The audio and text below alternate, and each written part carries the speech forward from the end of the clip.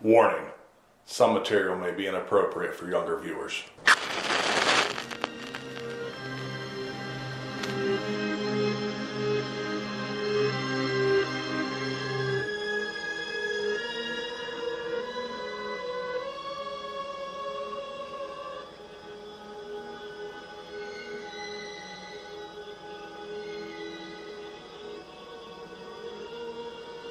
Welcome to the Storytellers. This is where we discuss books, movies, and board games.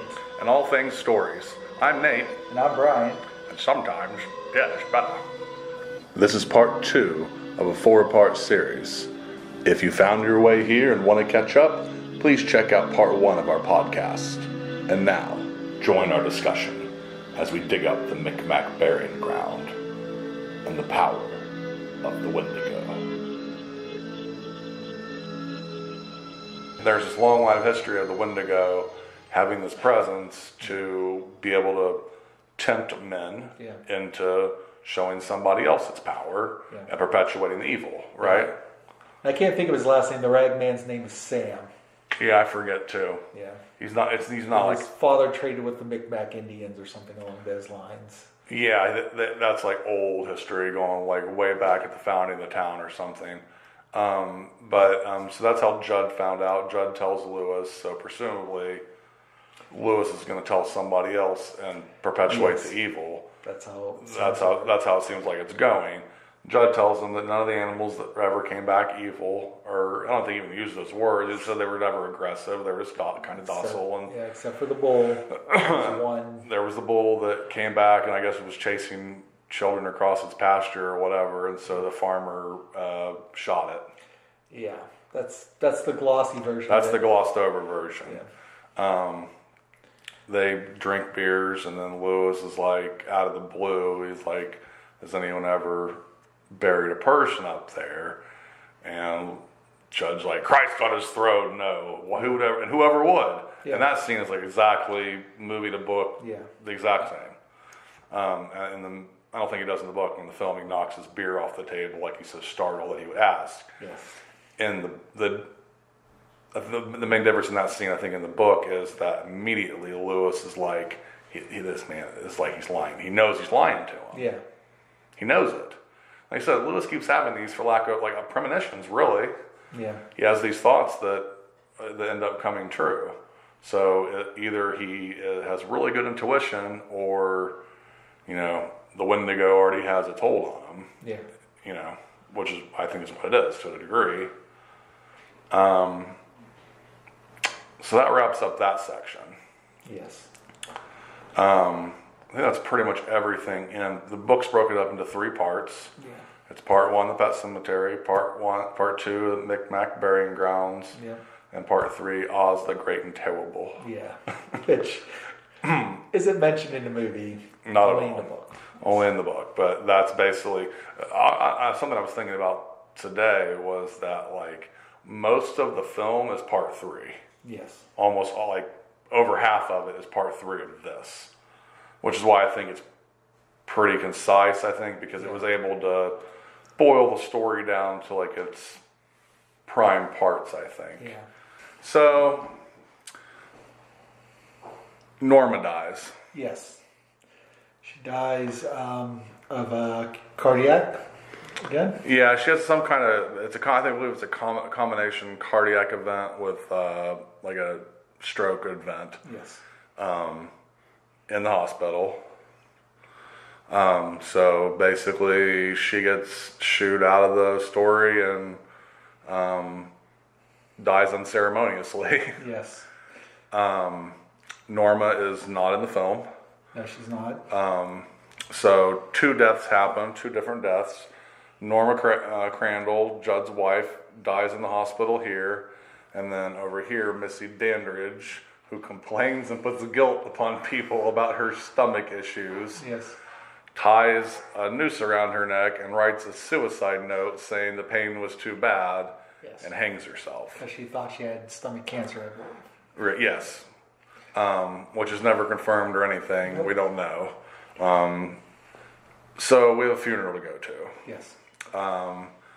This funeral is unremarkable except for Stephen King is the preacher. Yes, he's presiding over the. Yeah, he gives the eulogy or whatever at the funeral and is doing his Stephen King Hitchcock thing. Yes. Rachel refuses to go to the funeral and feigns illness. Yes, she does. And she does that here too for Norma's funeral. And that is because of Oz the Great and Terrible Bull. Yes, Terrible. Terrible Bold, which is stuttered or mumbled like that because her sister Zelda, her favorite book or story is The Wizard of Oz. She has a poster or a picture framed on her wall of Oz, and she has a severe, debilitating case of spinal meningitis as a child. We don't know how old she is. It's never explained in either story. I think that she's maybe early teens. She's definitely older than Rachel. Yes, and we know Rachel's about 8 years old. Rachel's 8 years old at the time. This happens in Chicago. She is, Zelda is bedridden. There's no cure, and basically the family is just waiting for her to die. Yeah. And so she has this dirty little secret that's kept up in this room in the house, and she's never told Lewis this story, and she tells Lewis this story to explain that, basically to prove to him that she's not a bitch for not going to the funeral, She right? just wants to explain why she's so uncomfortable. Right, because he knows she's not sick. Obviously, this is what they tell Judd for Norma's death.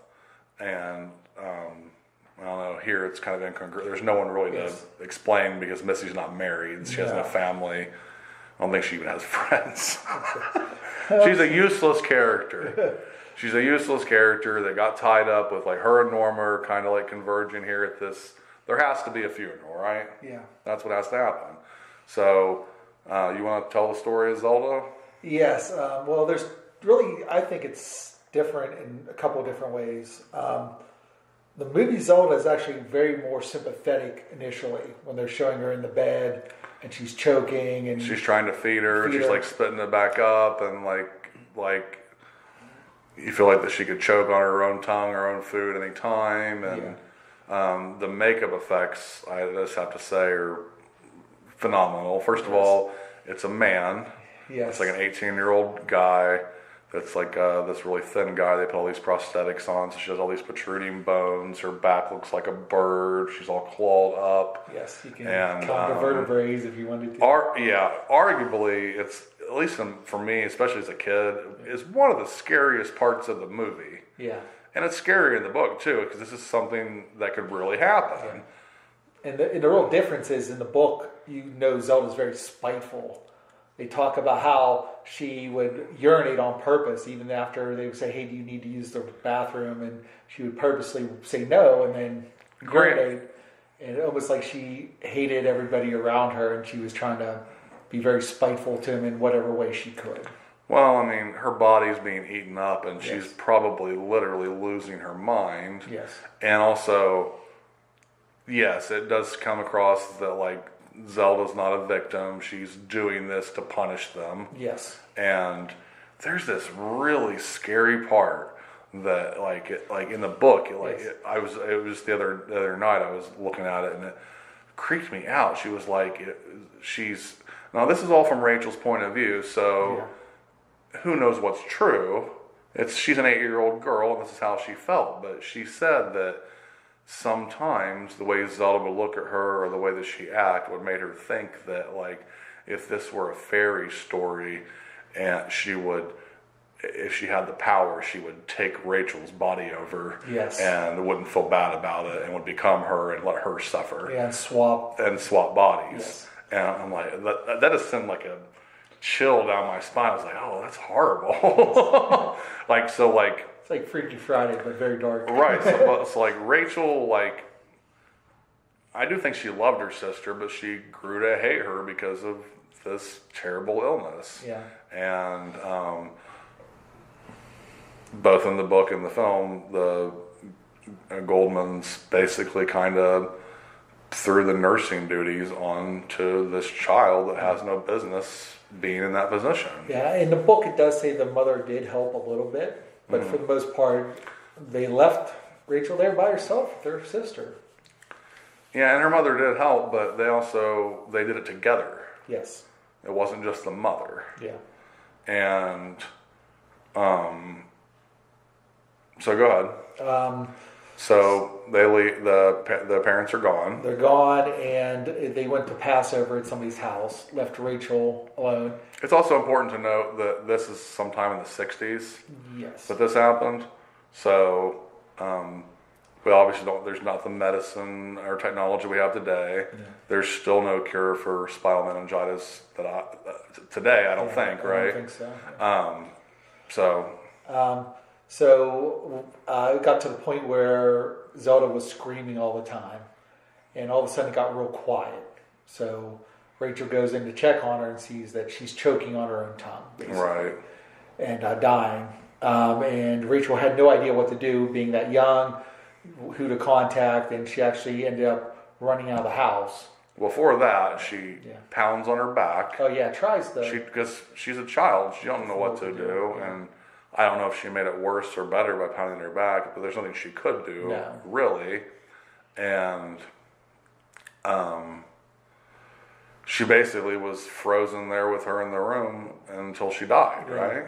And then ran off, was crying, but she said it almost felt like she was laughing because, she felt people were going to blame her for her sister's death, like you wanted her dead. Yeah, she's running down the street screaming, Zelda's dead, Zelda's dead, Zelda's dead. Yes. And this is where the movie and the book come together perfectly. Yes. Basically what she says, it's identical. Yes. Pretty much.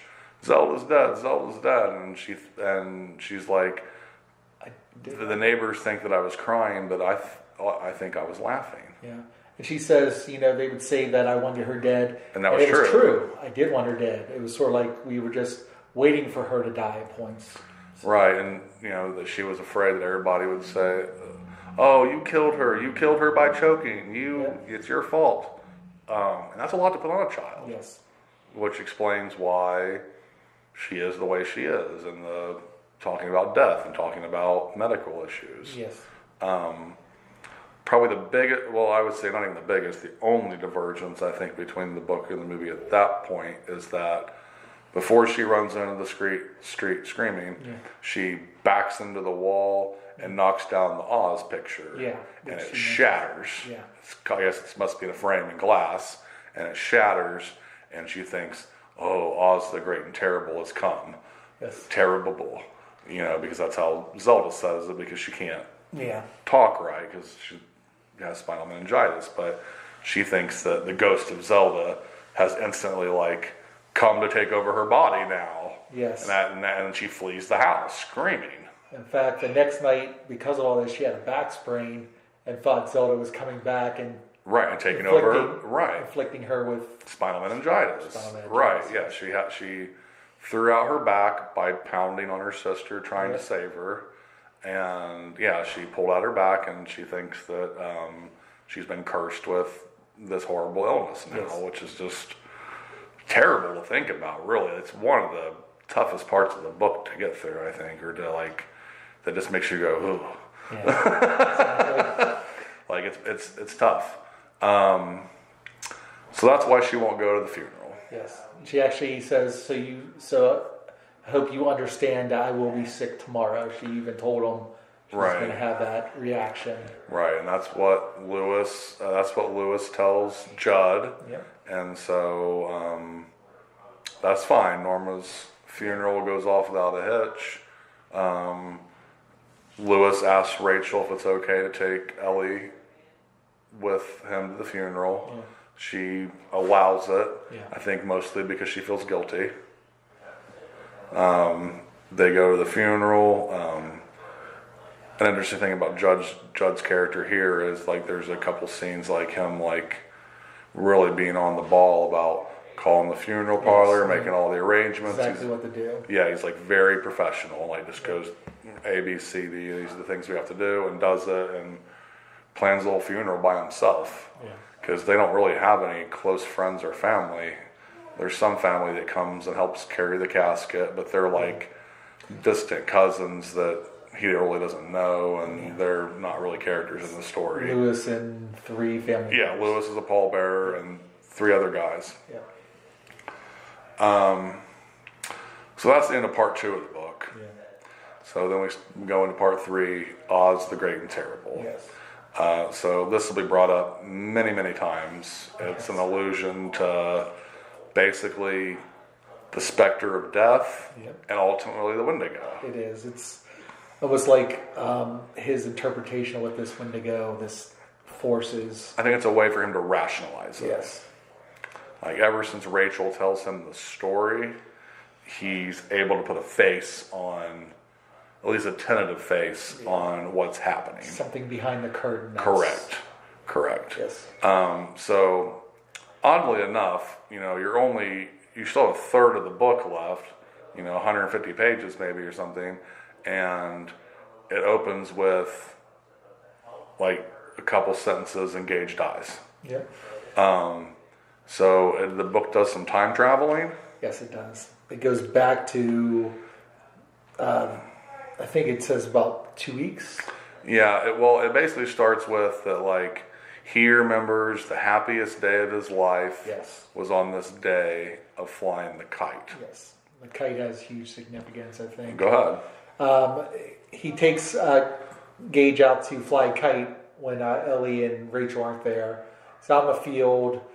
He starts flying it, gives it to Gage. Gage starts flying. He loves it. It's the best experience he had. Look, I'm flying here. The actual kite is that of a vulture. So is it a vulture or a crow? It's a vulture. Okay. Yeah. So which is very strange that you have a bird of death flying over somebody that's about to die. Right, creating a shadow over them. And it's him going back in time. So was it really a vulture? Maybe it was. Maybe it wasn't. Maybe. I don't know. I just know. I thought it odd because it's like reverse storytelling, because it's he begins with describing this beautiful day. It's just him and the baby out in the grassy yard, in the side yard of the house, in the field, playing and having a good time, and how everything's perfect, the weather and all that. And then it's like, and like little did he know that 2 weeks later Gage would be dead. And you're like reading that, you're just like, wow, like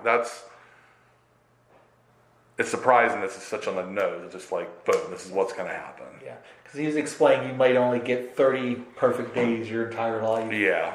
And it's strange. That's pretty pessimistic, isn't it? It is. That's like, well, he's 35, so like that's less than 1 day a year. Yeah. And basically that day led all the way up until where Gage went to bed, and Gage was still reaching up like he was flying, and which is very touching. But it just the high point before everything descends. It is, and once again, there's omens before there's the kite. Yeah. And then this is the thing that's probably closest to the movie as far as how the church, the zombie cat acts, is that in the movie it drops a mouse into the bathtub, which is really gross, and he freaks him out. Like, of course, you're like, oh. In the book, he had already killed some small animals before, a mouse here and there, and like. Well, in the city, they said he killed a rat one time. Yeah, that was it. And it was just a passing comment. It was nothing. But one day he had like opened the front door, and there's this dead crow. Yes. It's Christmas Eve, I believe. Yeah, there's on the port or on the doormat or whatever, and like its head's like practically ripped off, and like it looks like the cat like mangled it. Yes. And so like I personally believe that there are ties between that and the kite. Yeah. And actually, I think Church went back for the other wing at one point in time in that whole description. He actually attacked it again after it was dead. Yeah, I think you're right. Yeah. So, but Lewis at that point says, I paid for this. Like he keeps talking about things he had bought by Bearing Church, and that's the whole thing. Well, once again, that's the theme of the book, and we haven't touched on the theme too much, but Judd tells him in both versions that people think that women are good at keeping secrets, but it's really the menfolk who are, because the soil of a man's heart is stonier, and he grows what he can, and he tends it. Yeah. And what that means is that you make decisions in your life, and then you bought it, and now you own it. And it's not his cat anymore. It's not Ellie's cat anymore. It's his cat. His cat. He bought that pain, and now he owns it. Yeah. And he has to own up to it. Yeah. And that's what leads to everything that happens. And, you know, I don't know that, like, I feel like Pascal's been put out of his mind in both stories by the time that Judd tells him that, because they say the same thing. Yeah. And in the book it's more prevalent. He keeps talking about the things that you bought and the things that you own, and like, you know, it's kind of like everything's been set into motion. You know, Ellie cried about God having her own cat. God smote the cat. Yeah. He brought the cat back. It's his fault, and then everything happens beyond this is he buys it and he owns it, and it's his fault. Yeah. It's almost like at that point there's no choice. turning back. Right. There's no choices in any of their decisions. No, and I think that's the story's on the rails from then on out pretty much, and it's both Lewis accepting that maybe he's doing the wrong thing, but there is no other way. He's made these decisions, and then at the back of all this is the pull of the Wendigo. Yeah. It almost like he needed some external force to stop him. Right. And there was no external force because Pascal can't get involved other than Warren. Right, and he never sees him again.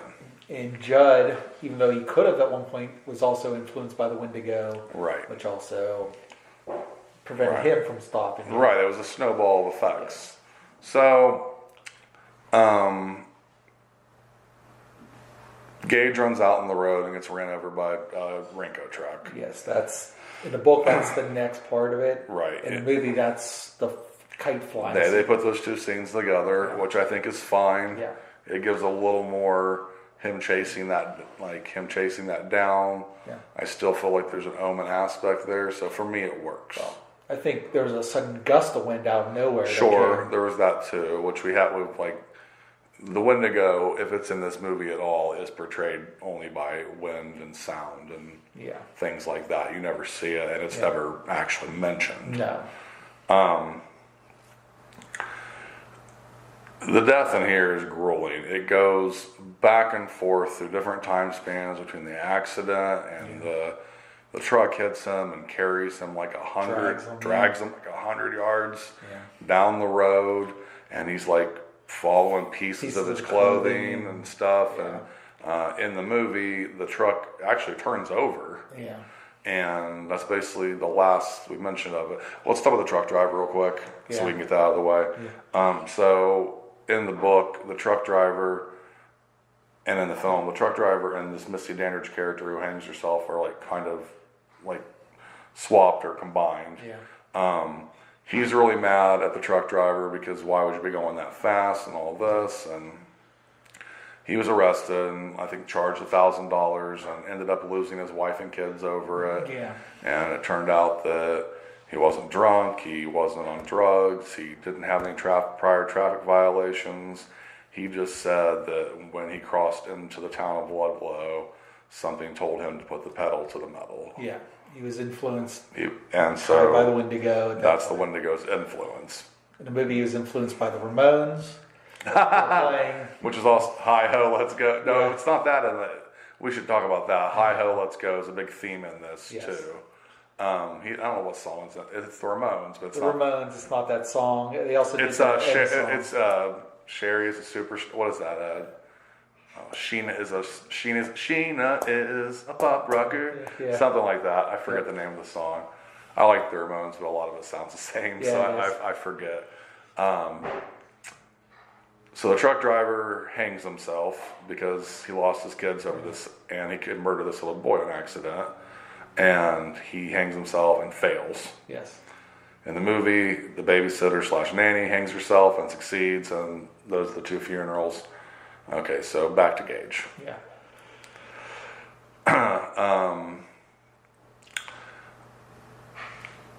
Rachel doesn't go to the first viewing. No.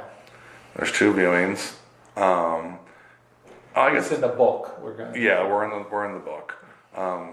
This is where Steve Masterton shows up, Yeah, right? Masterson. Steve Masterson shows up. He's a colleague at the infirmary, Yeah. a friend of Lewis's.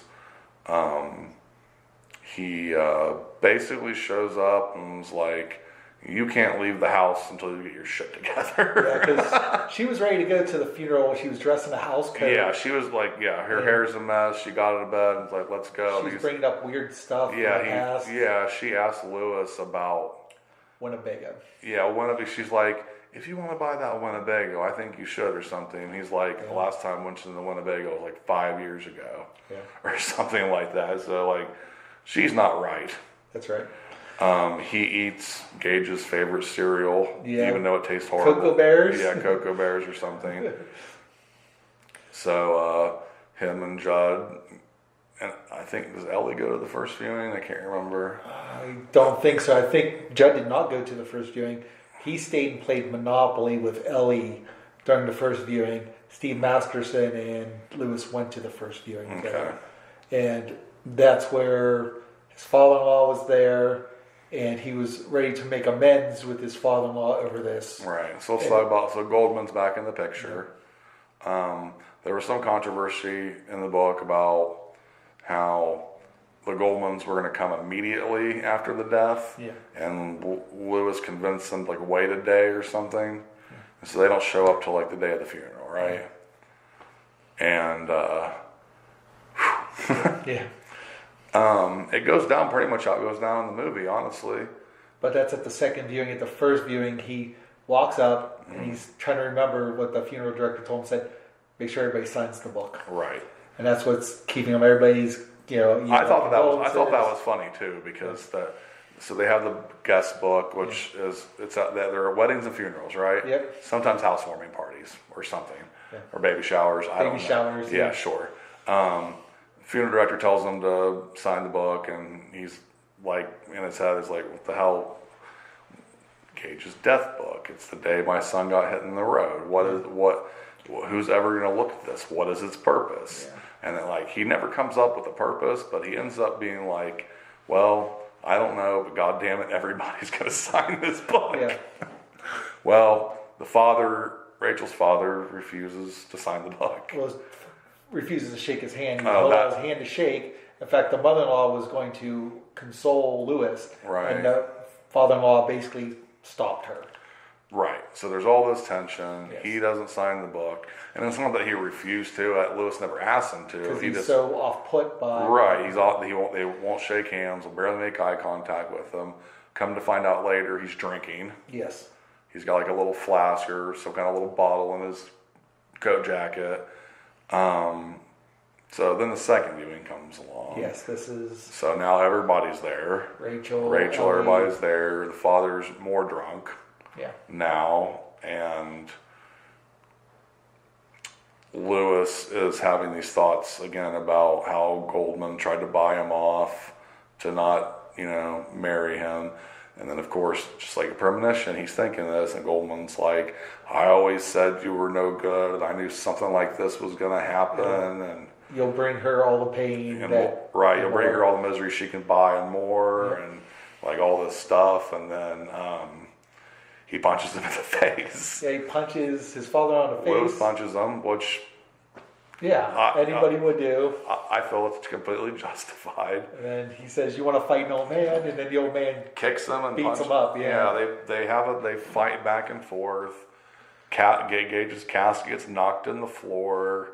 It doesn't open, but the lid kind of goes like this. The lock breaks and it flies open. Right. And you see a hand. He thinks he sees a flash of a hand or whatever, and Steve Masterson's there. He's like trying to break it up. Rachel's like out of her mind, screaming. And he's trying to push it apart, and then it pretty much goes down just how it does in the movie. I thought they did it. Little side note here. Rumor has it that Mary Lambert, the director of this movie, fought for that scene, and that was a pickup shot that they hadn't intentionally planned to do, but she wanted in the movie, and it ended up getting her way. Anyway, so they finally pull him apart, get Rachel in the back. Steve Masterson sedates her. There's a couple different sedations in this story. Yeah, there's a lot of I guess sedations. which is funny. I guess this is 1983, so I guess doctors are a little more loosey goosey with their drugs. Yep. I don't know, but he sedates her, and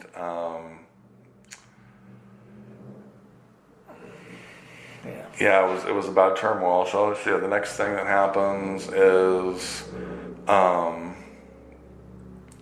They have a party, like they have the dinner afterwards. They have I don't know if you call it wake or the after funeral luncheon. Yeah, he kept calling it the funeral party. So they kept calling it. Right, the funeral party, and I think that's where he counts like a specific number, like 35 times of like somebody saying, yes, oh, these things happen. Yeah, he like categorized on how many times people said the same thing. Yeah, the people, their pleasantries about these things happen, or he's in a better place, or oh, I know what it was.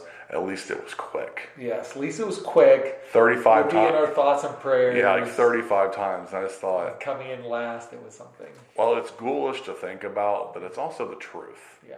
Because I haven't been around a lot of funerals, thankfully, but when I have, or when someone passes, or even just gets injured, it's hard to know what to say to someone, because there's nothing you can do. There's nothing you can do that's going to make it right. And so you end up saying these things that just sound like bullshit pleasantries, because that's exactly what they are. Yeah. It's like, I can't say something because it might upset you. Right. So I think that's when he devises the plan that he's going to send Rachel and Ellie home to Chicago. Yeah. He does like a dry run first by ordering pizza and going to the cemetery instead. Yeah, he leaves the lunch or the funeral party and says he wants to order pizza. Nobody questions him. Judd is left at this point. Yeah. So I don't know who's there. I guess Steve Masterson's there. Yeah. And the parents are staying at a Holiday Inn or something. Yeah. He drives to the cemetery, which is in a different town. It's not far away, but it's not close. It's in Bangor, I think. It's where the cemetery is. I think it's... You might be right. Yeah. So he does a dry run. He goes to the cemetery, orders... Well, here's the thing. He rationalizes to himself. Yeah. He orders pizza. And he's like, there's probably like 14 different places... The best. They use fresh dough. Right, to get pizza in the area, but I chose them because they use fresh dough. Honest to God, you can see them catch it on their fists or whatever. And Gage used to laugh at it. Yeah, and Gage used to love it. He's like, so what? It's just a coincidence that it happens to be near the cemetery. Yes. So he's making all these rationalities to himself of why he's doing this.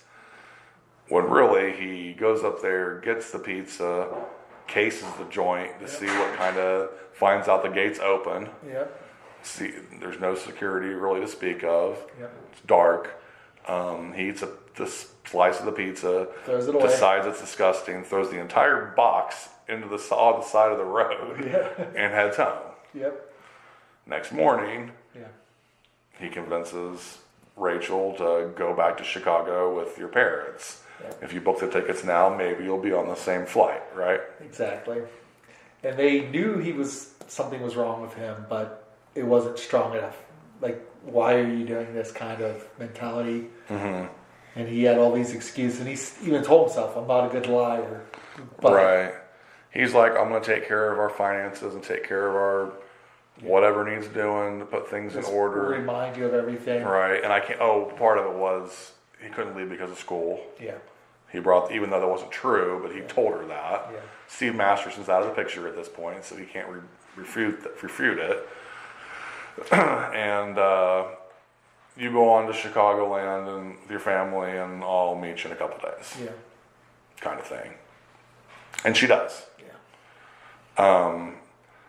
They were able to have the same plane in Cincinnati to get to Cincinnati, and then the parents and the daughter had to take two different planes to get to Chicago because they were an hour apart. They were an hour apart. So the little girl has a premonition at the airport. Yeah. So they're in Chicago now. Yeah. The four of them, the parents and the two girls. You want to talk about Pascal? Oh, Pascal. This is where, where Ellie's having dreams about a Pascal. Mm-hmm. This is like right after they land in Chicago. As soon as they land. And Rachel knows of Pascal. She's like sick and she has to go in the bathroom. She's like has like a fever and like sweats and stuff. Yeah. So she was like, that sounds familiar. And then Ellie's also talking about how he's wearing shorts because he's a jogger. So she has basically had dreams about Pascal, explaining that, hey, Daddy's doing something bad. I can help, but I can't interfere. She says something about the gauge and the scalpel. Yeah, scalpel. She mentions the scalpel in the doctor's bag. And basically it's like just broken pieces of what we later will find out turns out to be a complete premonition. Like everything that she saw happens. Like the next day. Yeah. So, it's almost like what we would call. I think the little girl has the shining. Yeah. Because this happens a couple different times. Yeah. They leave the airport and get back to their house, the Goldman's house in Chicago, and Rachel starts putting it together about how there was a word that she couldn't remember, that the little girl couldn't remember, and it was the first name of Pascal. Yeah, it was Victor. But also then she comes up with he was with Daddy when his body was discorporated. Yeah.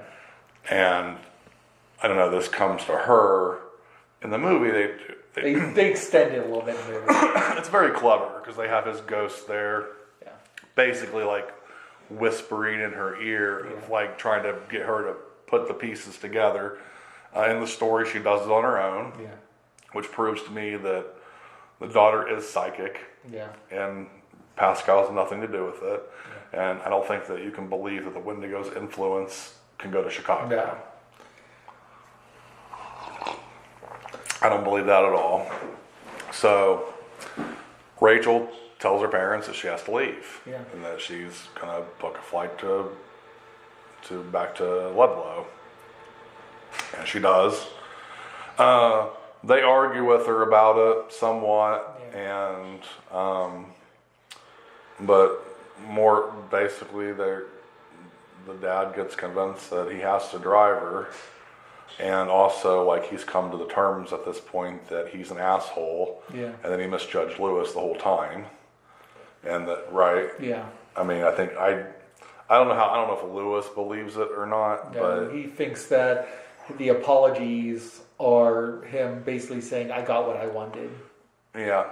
I don't think Lewis believes it, and it's not really in the movie, but I believe that the father, Goldman, actually is sorry. Yeah, he realizes that he messed up.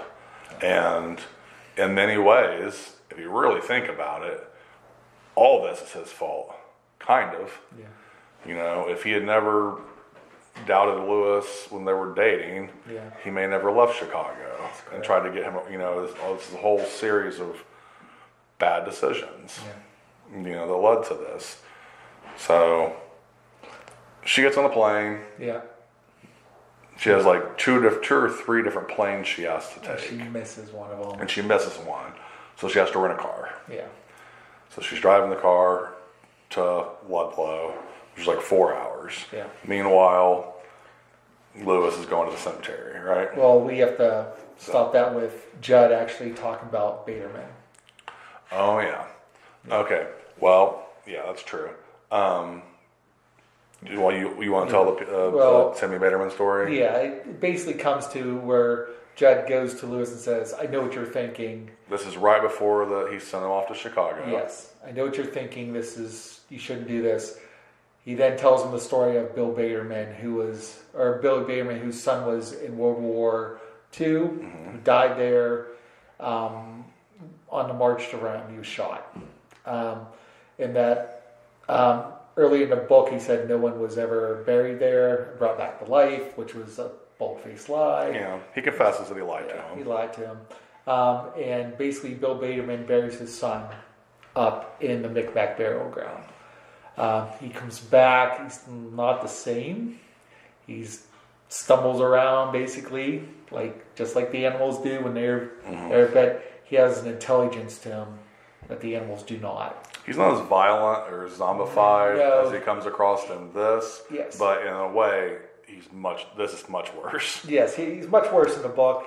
I would say he's more like Frankenstein almost in the movie. Yeah. In fact... Well, he's all screaming like, hate living, blah, love dad, hate living. It is like Frankenstein fire. But he's also eating a child's leg at one point. Yeah, that's true. That's in this, not in this. Movie. He never kills anybody in this that I'm aware of. No, he just tortures people mentally. Right, so... talking about... the mail lady sees him. Yes. So they have the funeral and everything. The mail lady sees him and basically refuses to deliver mail on that road anymore. Yep. And another lady, it's mainly women, I think, that see him like stumbling at night in the road. There's a party woman who basically... Yeah, she plays records and like he comes up to her and he's like, maybe I'll come over sometime and cut a rug. Yeah. Maybe tonight. Yeah. It's just like... It's like an offhanded threat of violence. It's like, I don't know, something creepy. It's creepy, yeah. Yeah, but she like wouldn't come out of her house for weeks or something because of that. And finally, now Norma. Well, before that, the army gets involved too. Yeah. Yeah, the army's like, we hear stories. People wrote anonymous letters to the army saying we've seen him alive. Right, so they're trying to decide, like, did they get the bodies messed up and he's really alive? Playing AWOL, basically. Yeah, is he AWOL? We need to know what's going on. Yeah, which prompts the postmaster of the town, who's getting the letters about it, to go up and confront him. And then Norma is talking to Judd and says, you guys need to take care of this. He's an abomination. Right. So once again, Norma's the conscience for Judd to go up there. And she basically tells him, though, if things go bad, save yourself. Yeah, don't worry about those other fools. Get out of there, or something like that, she says. But she also says, you got to go up there and make sure you do your due diligence, basically. Yeah. And something has to be done about this. So they do. Yeah. Judd and some old timers in the town go up there. I think there's 4 or 5 of them. Yeah, One of them has one leg, is a wooden leg, because he lost it in the First World War. Yeah. So his leg was blown off in the First World War. Right, so he has this wooden leg. So there's 4 or 5 of these guys that go up there with not a plan at all, really. They go up there, they knock on the door, they let themselves in because no one answers. Yep.